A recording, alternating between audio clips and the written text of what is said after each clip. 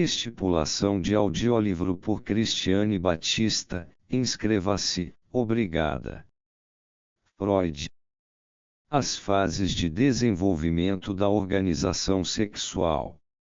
Até agora, destacamos como características da vida sexual infantil o fato de ela ser essencialmente autoerótica, seu objeto encontrar-se no próprio corpo, e de suas pulsões parciais serem inteiramente desvinculadas e independentes entre si em seus esforços pela obtenção de prazer.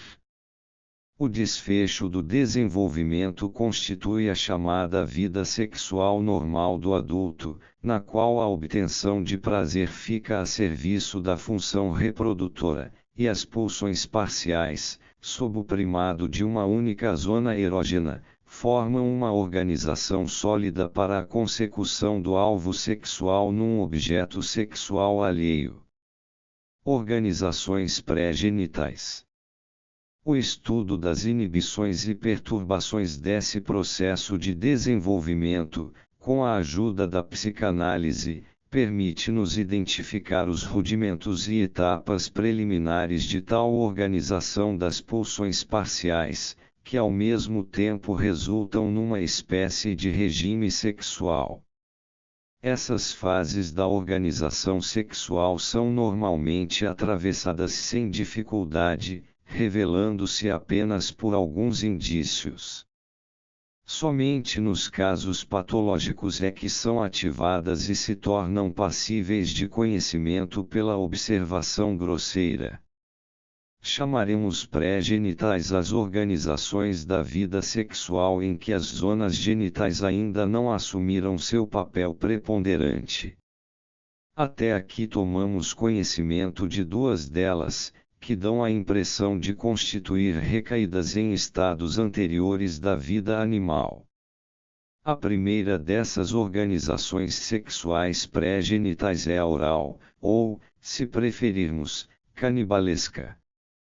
Nela, a atividade sexual ainda não se separou da nutrição, nem tampouco se diferenciaram correntes opostas em seu interior.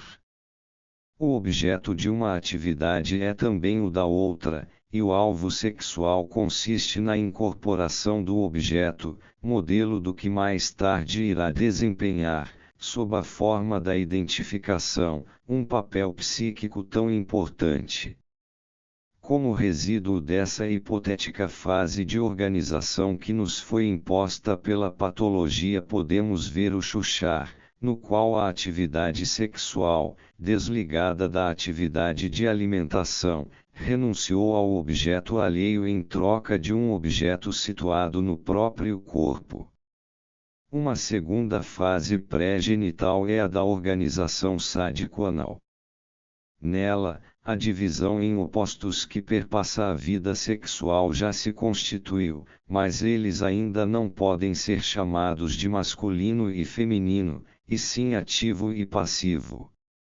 A atividade é produzida pela pulsão de dominação através da musculatura do corpo, e como órgão do alvo sexual passivo o que se faz valer é, antes de mais nada, a mucosa erógena do intestino, mas há para essas duas aspirações opostas objetos que não coincidem. Ao lado disso, outras pulsões parciais atuam de maneira autoerótica. Nessa fase, portanto, já é possível demonstrar a polaridade sexual e o objeto alheio, faltando ainda a organização e a subordinação à função reprodutora. Ambivalência. Essa forma da organização sexual pode conservar-se por toda a vida e atrair permanentemente para si uma boa parcela da atividade sexual. O predomínio do sadismo e o papel de cloaca desempenhado pela zona anal conferem-lhe um cunho singularmente arcaico. Como característica adicional, é próprio dela que os pares opostos de pulsões estejam desenvolvidos de maneira aproximadamente igual, num estado de coisas descrito pela oportuna designação de ambivalência, introduzida por Bleuler.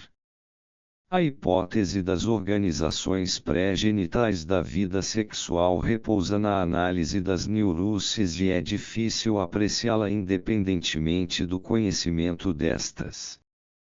Podemos esperar que a continuidade dos esforços analíticos venha a fornecer-nos muito mais informações sobre a estrutura e o desenvolvimento da função sexual normal. Para completar o quadro da vida sexual infantil, é preciso acrescentar que, com frequência ou regularmente, já na infância se efetua uma escolha objetal como a que mostramos ser característica da fase de desenvolvimento da puberdade, ou seja, o conjunto das aspirações sexuais orienta-se para uma única pessoa, na qual elas pretendem alcançar seus objetivos. Na infância, portanto, essa é a maior aproximação possível da forma definitiva assumida pela vida sexual depois da puberdade.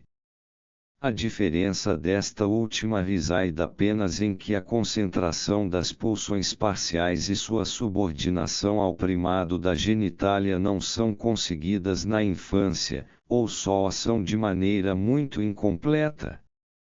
Assim, o estabelecimento desse primado a serviço da reprodução é a última fase por que passa a organização sexual.